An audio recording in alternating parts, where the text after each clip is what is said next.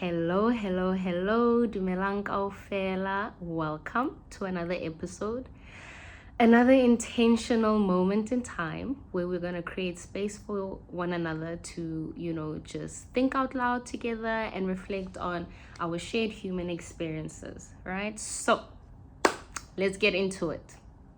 Today's theme is called provision. So, basically, who or what are the pros in your life's vision or mission? So I've come to observe that we have underlying influences in how, we show up every day in our lives. And basically, I want us today to think about, are we conscious of the mental professionals or pros that govern our thoughts? Because ultimately, those pros and those professionals will influence our thinking patterns, and our thinking patterns influence how we feel ultimately influences how we show up in tasks or how we show up in the world. And I want us to break it down, right? So moment to moment leads to day, which then leads to the long-term way of how we show up or how we execute tasks. So what do I mean by that? What you think in each moment will ultimately affect how you think of the day, which will affect how you feel about the week, right?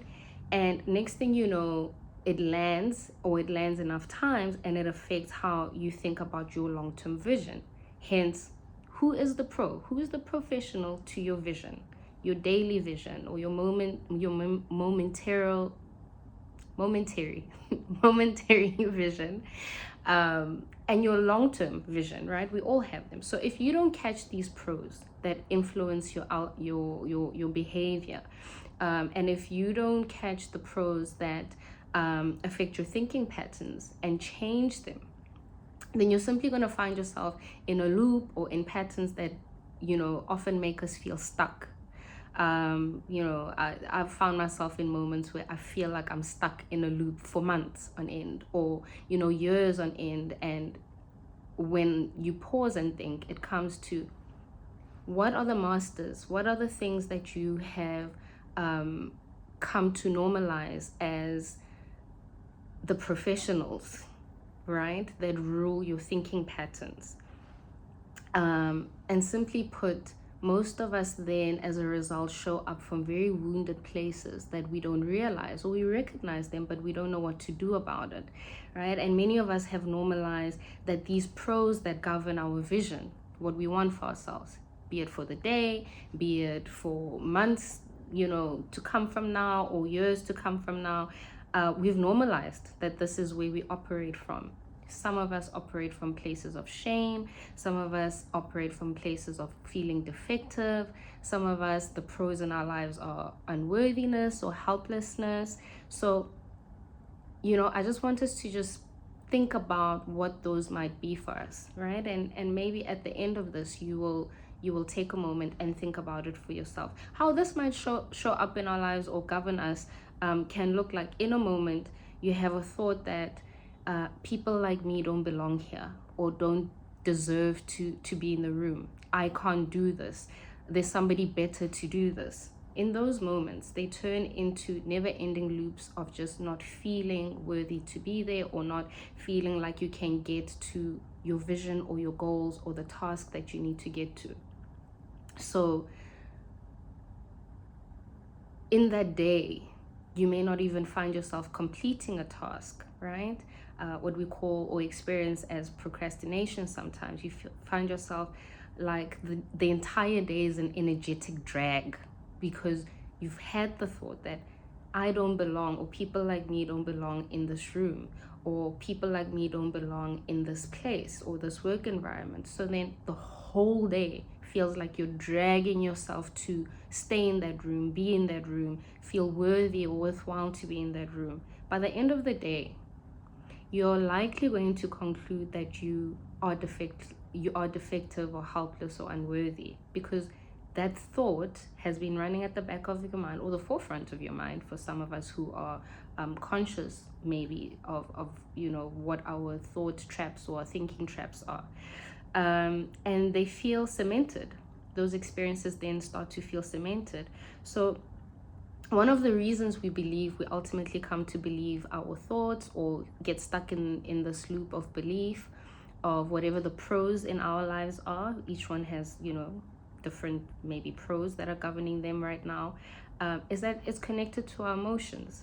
So what you think will ultimately, like I said earlier, connect to how you feel. So if I have the thought that I am helpless, it can make me feel defective. It can make me feel physically and emotionally tired. It can make me feel demotivated. And all those things in little chunks, they build up and eventually become a sense of not getting to the task or the thing that I needed to get to. And that builds up to, this is evidence. Because I didn't complete this task in this moment, and then I didn't complete it in that next hour, and then the whole day becomes I didn't get to the things I needed to. The day turns into a week. It's now a week of feeling, defective. It becomes evidence that you, Hopelang, are not capable, or you are defective, or you are helpless, or you don't, whatever the thinking trap is, whatever the pro or the thought is, right? And those feelings land. So that feeling of I'm helpless or defective or can't, or that feeling of, I'm always tired emotionally and physically, if that lands enough times and it keeps landing enough times, I eventually internalize it. I eventually get to a point where I believe it. So this is why I always say that language matters, right? Language matters. The choice of words that we use matter. And sometimes we think, or oftentimes we think, that language has to do with spoken words. And I say, to people every day, you are constantly speaking to yourself each and every day in your thoughts. You are having a conversation with yourself without even noticing it. There isn't anybody who speaks to you more than you speak to you. You're the first person that speaks to you in the morning when you wake up, because you wake up and you have a thought. Throughout the day, you're the person, speaking to yourself, in between other people and other voices, which can get loud, right? And you're the last person that speaks to you. Even after you say goodnight, even after you put down your phone, even if you're sleeping next to somebody, as you're falling asleep or before you fall asleep, you're the last person to say something to yourself. So the language you use with yourself does matter. You'll ultimately use it with other people, but the language that you use with yourself and your choice of words matter. Words have connotations, and the connotations to those words matter. Quite often, I feel that we do not pay enough attention to the connotations of words, just because we're trying to we're very focused on getting the point across, without realizing that you can get the same point across with using a different type, with using a different description or a different word, because how it lands determines how it makes us feel. So, today's conversation, today's reflection is just becoming more mindful of, can I get my point across to myself in a different way? Or does this maintain this pro or this professional that governs my vision to either help my vision or help steer me away from my vision, right? So step one that I really think is an important one is willingness. So whilst we're on this topic of words, one of the most important words that I think a lot of us don't really reflect on, sit with, wrestle with, is willingness. Are you willing? Are many of us willing? And do we even take the time to think of what it takes to be willing to shift the things that we want to shift, or the things that we find ourselves stuck in? So you first need to be willing to recognize who your leader, your master, the pro, whatever word you want to use is. And I empathize with that. I empathize with willingness, because it's one of the hardest things you can ask yourself to do, or ask somebody to do, right? So let me focus on self. It is one of the hardest things that I could ask myself to do. Hopelang, are you willing to recognize or come into touch with who your pro is, because what that requires is looking myself in the mirror. Easier said than done. This whole topic, this whole episode is easier said than done, but that is the point. We need to start being willing to do the very difficult things. Otherwise, nothing's going to change and nobody's going to do it for us. That's what makes it hard, that I have to be the very person that does this very difficult thing. So, we often, when you ask somebody, Hopelang, you constantly operating from this space of feeling helpless or defective or unworthy. Are you willing to change this? Immediately, without reflection, I'm likely to say yes, I want to. Because without reflecting on what willingness even means for me to change that thing. Because oftentimes we only come into, no, I wouldn't know, let me correct myself. We don't only come into contact with this when we recognize it. We often pay attention. Yeah, we often pay attention and effort to willingness when we are feeling desperate. And we're often desperate to alleviate what? Discomfort, pain, and wanting to change this outcome because now we are frustrated. And so we just say yes. We say yes to ourselves. I want to go to the gym. But we haven't reflected on the last time I said this, or even this time. What will it take for me to get there? And our why is often, also only layered or mainly layered with desperation. And then we find ourselves getting stuck. So I think, if somebody were to ask me, why is it that I know my why, but I still find myself getting stuck? I think it's because it often isn't paired with the willingness of, I know that I want to change this thought pattern. I know I want to change this behavior or how I show up, but am I willing? Sometimes I go down a journey, like a psychological journey with people, and they have the why, but we come to both discover that you don't want to change this thing. How badly? Right? And this is why looking yourself in the mirror is hard, because you then have to recognize that I thought I wanted to change this thing, but actually I don't, because I am not taking the steps, the actual difficult, uncomfortable, painful steps that it requires. So I have my why, I have my want, I have my desire, but I don't have my willingness in the way that I thought. But of course, this can change, right? So now that I've gotten to a point where I recognize what the pro is, and I've gotten to a point where I've accepted that, okay, I need to have willingness to change this thing. Now I can get to my how, right? My how I'm going to change it.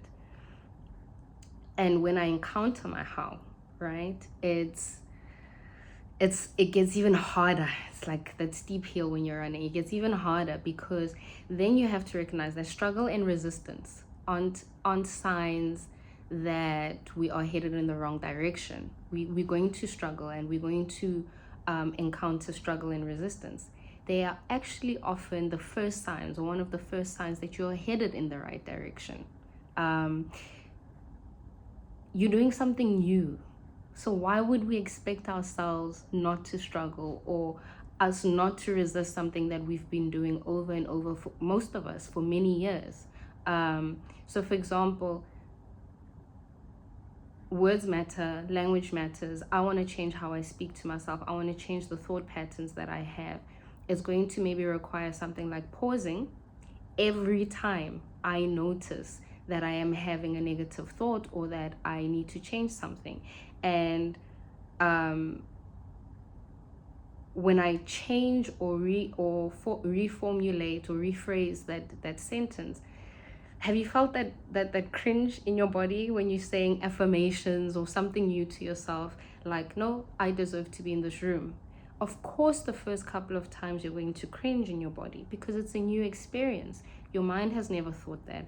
Your body has never thought that. Your feelings have never matched up to that or caught up to that. And we can sometimes take that struggle and resistance to believe it first time or the first week or the first month or the first 3 months as this is a lie. It's just a sign that you're introducing something new to your system. That's what a rewiring is. But the willingness that it's going to take is that you're going to push yourself to continue to put yourself in moments of pause or moments of re-experiencing that cringe, literally feeling your body stiffen up, or literally feeling like, oh, this is so uncomfortable, right? And then it gets layered with other feelings like of embarrassment, or feeling silly, or feeling like other people are judging you, or right. But you have to constantly then put yourself in those uncomfortable moments. So how I think about it, or how I speak about it to people, is that in order for you to have gotten to this thinking trap, or this pro in your life, which is helplessness, or feeling unworthy, you had to think it, hear it, and experience it over and over and over again, multiple times, until it became true. So it only makes sense that the way that we're going to unwire this or unlearn this is to do the exact same thing, which is put ourselves, or be willing to put ourselves in positions where we're going to hear something different, experience something different, so that the evidence of the little chunks can come together, and we can get a corrective experience. Allowing yourself to experience multiple cringe moments until you no longer cringe. And I think what is very scary or uncomfortable or cringe is that we don't know how many times we're going to have to cringe for us not to cringe. You know what I mean? And it can really challenge you, and that's where we get stuck, and that's where we give up. We can take the fact that I've been cringing for so long as, okay, I need to stop now, this is not working. No. It takes practice. It's that struggle and resistance aren't an indication that what I'm doing is incorrect. That's a lie. It's that rubber band effect, that actually before I get propelled forward, or before I get used to this being my norm, I'm going to cringe a couple of times. Where language matters is, what are you saying to yourself, or how are you treating yourself in that moment of resistance and cringe? Are you then cringing and then berating yourself in the process to be like, oh my gosh, you're such a loser, why are you cringing? You see, this is why you're not supposed to be in the room. Or are you saying things that will regulate yourself and regulate your nervous system to say, it's okay, this is uncomfortable, you've never heard, or you're one of the first people to tell you, or it's the first time you tell yourself that you belong in a room that you never ever thought you belonged in. It's okay that your heart rate is increasing. It's okay to be nervous as you're saying this, right? And correcting you rolling your eyes at yourself like, oh my gosh, this is so ridiculous. You say, no, don't do that. Be nice to yourself. Is that how you speak to your best friend? Is that how you'd speak to somebody you care for? Is that how you'd speak to somebody you love? And correcting yourself with kindness in that moment, instead of shouting at yourself, instead of adding to the already cringe moment. So how can we get to know our pros, right? The professionals that govern our lives, or how we show up. One, we need to do what this world often doesn't give us an opportunity to do, which is to retreat into quiet places so that you can hear, so that you can look yourself in the mirror, so that you can reflect. Most people don't even know what the pros that go against their vision are, because life is so busy, everything is so loud, everybody else is talking to us. Social media is what's taken over our time. It's just loud. How often do we actually create time, 5-10 minutes in each day, where we create silence, and be intentional about what that silence is meant to be about, which is thinking about ourselves. I was reading in Michelle Obama's book a chapter this week that spoke about a character in the book. Well, he's not a character, he's a real life person that she is friends with, Ron. And in her book, she speaks about how Ron's wife was sharing with her that he starts with saying, "Hey, buddy," every morning. And the whole point of that is starting from a place of kindness. But what I like about Ron, or what I took from it, or one of the other things I took from it, is that Ron starts with making space for himself every day, looking himself in the mirror, and he starts with not pointing out all the wrong things that are happening, or that he notices, puffy eyes, or I don't even know what Ron looks like. But I imagine that many people start off from a negative note and then work themselves into a positive note, if that, right? And I like that idea of just creating quiet time for yourself. Ron didn't start with saying good morning to his wife first. He didn't start with talking to responding to other people and talking to other people and responding to messages. He starts with himself. And so with this point of retreating into a quiet place, I want us to think about how many of us actually create quiet moments so that we can reflect on what is actually influencing us and our vision. Where do you feel stuck? What keeps repeating itself? It helps us, quiet moments help us notice, what is it that I'm noticing about myself? A lot of us don't notice a lot of things. People notice things about ourselves or about us and tell us, but what do you notice about yourself? So that would require, getting into a quiet place. The second thing is make a decision on who or what you want that pro or the new pro to be. So if your pro was a feeling of not feeling worthy, or low self-esteem, or not having confidence, what do you want the new one to be? Because it's one thing to notice the thing and then what, right? Decide what would I want my future self, or the self that I haven't come to believe I am, operate from. What do I want my fundamental to be? And it can come from multiple places, right? We are influenced by different things. Some of us are spiritual, some of us use therapy, some of us use all sorts of, we come from all sorts of backgrounds and places. So I want the pro in my vision to be a sense of value in myself, or a sense of feeling accomplished. Okay, how do I get there, Hopelang?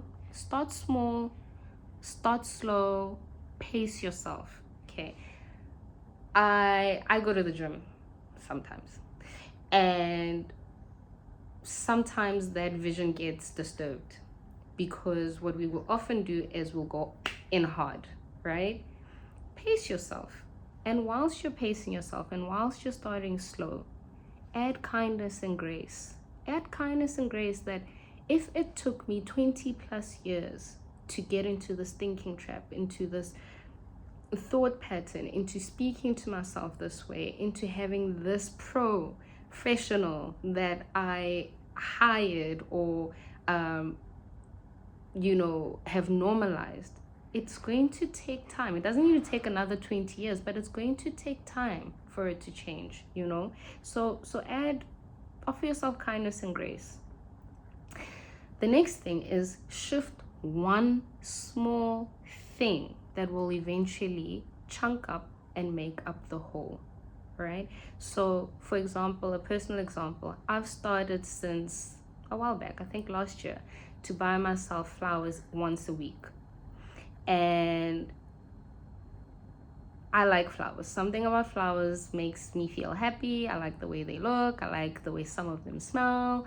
I like the gesture of receiving nice things. And so buying the flowers for myself makes me feel like I deserve nice things.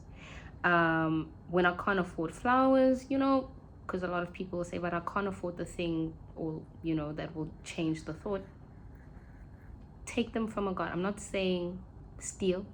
Can be from your mom's garden. You can negotiate, draw, get creative, draw. But what is the thing that will be very manageable and small, that can start being the first chunk of the whole that shifts that thought. Me buying myself flowers makes me feel like I deserve nice things, where maybe the thought used to be certain things don't get offered to people like me, or whatever the thought was, right? So buying myself flowers makes me feel like the desire that I am drawn to, which is I deserve nice things, becomes possible. And that one small shift changes that feeling earlier we spoke about, of feeling helpless or stuck, or feeling like you need to wait for somebody to do it, or feeling defective or unaccomplished. So I'm changing the evidence of past experiences that I had come to believe to be true, right?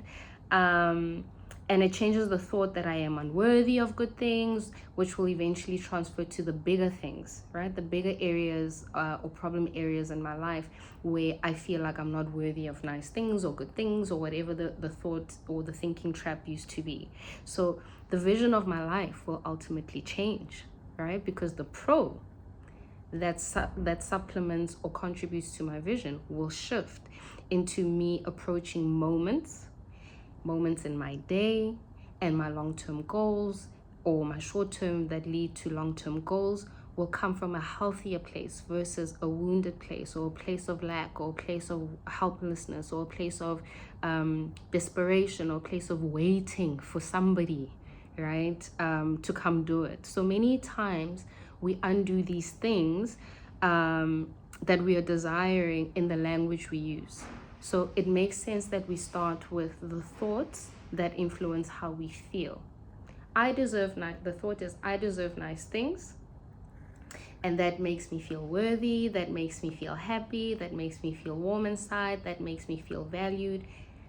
And that ultimately then influences my behavior, which is then energizing my mind and body to go get the flowers, influences my behavior that, oh, now that I have flowers, I believe that I can go and achieve whatever dream or goal I want. All right. So for example, another sharing is, this week I noticed that my language, or how I speak to myself still needs to shift and develop. I was sitting with a friend over lunch, and she asked me, am I ready to do this thing that she knows will require a lot of financial investment from me? And my immediate response was, I initially said, I don't know, friend, it's so expensive. I caught myself in that moment because I've been practicing to catch my thoughts, and I immediately caught myself, and in real time I paused and I reworded it, and I said, I am provided for, it's going to work even if I am nervous.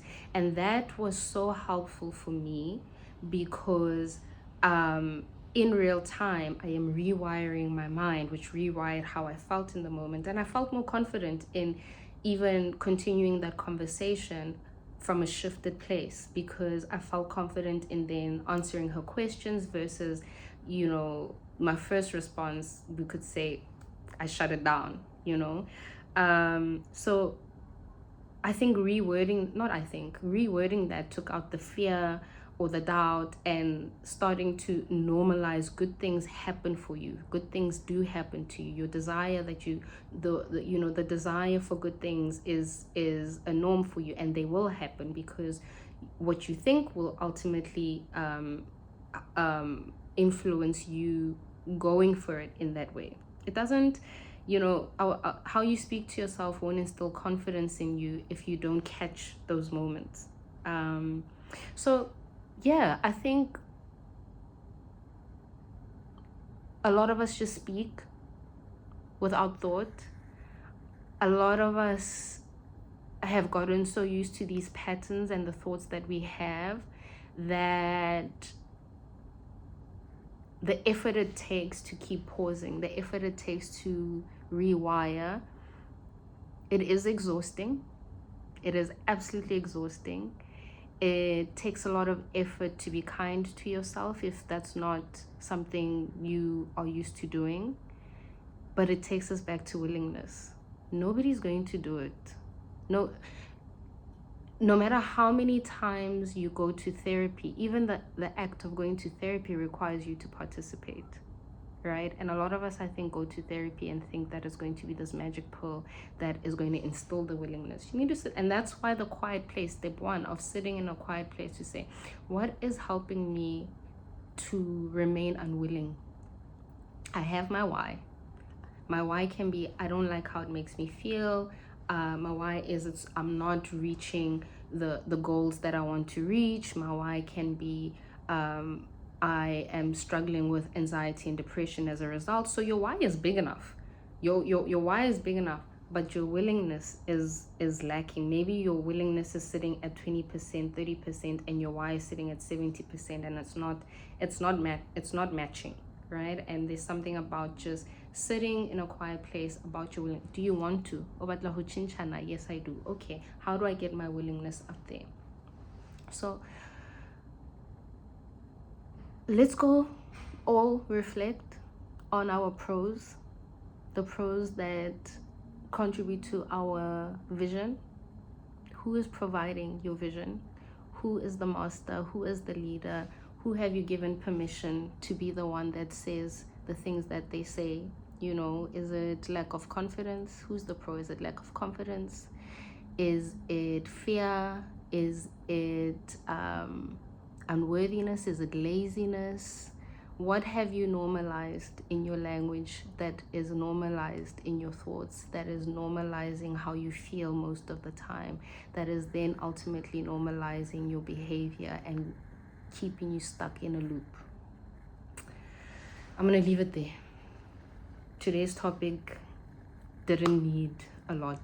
It is self-explanatory.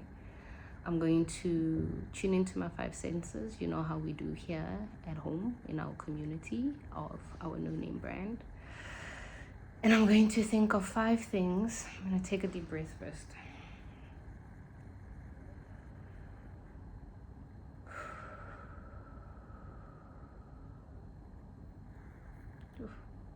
I feel dizzy. Okay. I'm going to ground myself, and I'm going to think of 5 things that I know are in the room and space I'm in.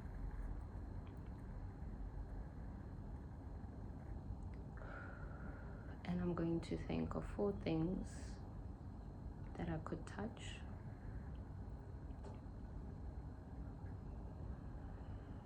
And I'm going to think of 3 things that I can hear right now.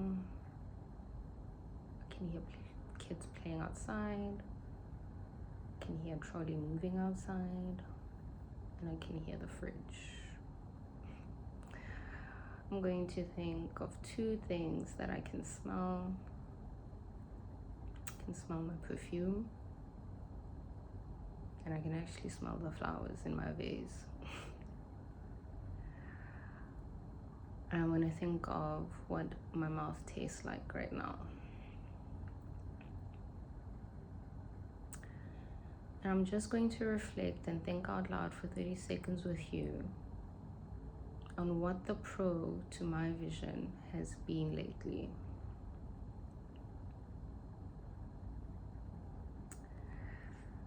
I said this last week, but it's been discipline. That's my truth. It's been ill discipline. And if I had to turn that into a thought, it's been that I am not disciplined enough to do X, Y, Z. But for example, in the past week, I've been struggling with reading as much as I've wanted to commit to. So the thought has been, I am not disciplined enough to read every day. And I'm going to decide in the moment right now with you what I want my new pro to be, as I'm in my quiet place already. And I want it to be